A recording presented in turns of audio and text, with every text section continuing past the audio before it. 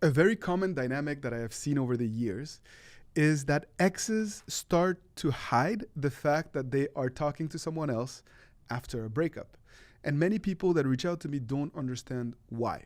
It can be that all of a sudden, your ex starts to be sneaky with their phone if you still live together, and you can sense that a shift has happened in their behavior and that they're probably either talking to someone else or perhaps dating someone else, but they're hiding it. And you don't understand why are they acting this way. If we're no longer together, if they've been so vocal about the fact that they don't want to be with you, why are they acting shady or suspicious?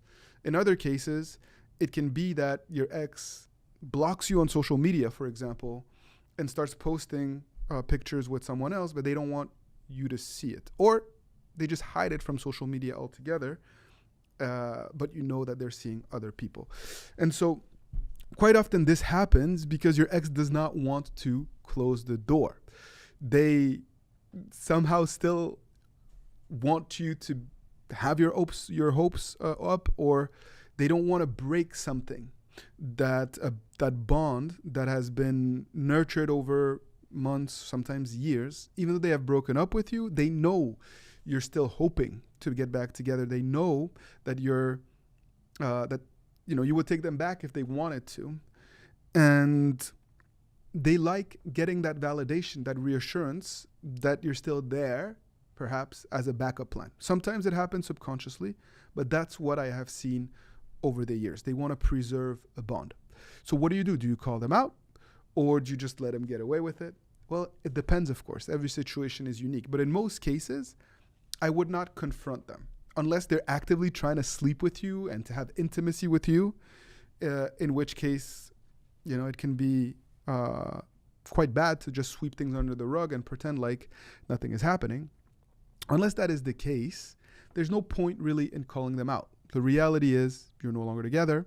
They can do what they want, and they don't have to be accountable to you or to let you know, even if it's perhaps the decent thing to do. And so I want to make sure that you don't come off as clingy, needy, or suffocate them in some way just because you're sad and you're having trouble dealing with that reality and with those emotions. And it takes work, it takes detachment, it takes acceptance, and all of those things are good.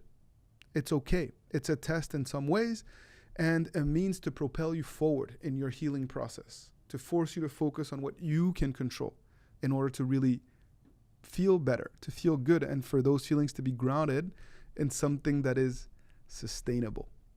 So if your ex is hiding the fact that they're talking to someone else, don't panic, don't despair. Doesn't mean that you've lost them forever, but make sure that you keep your cool, that you don't act erratic and start to, blow up their phone or call them out or act desperate or beg for them back, because that's more challenging to come back from.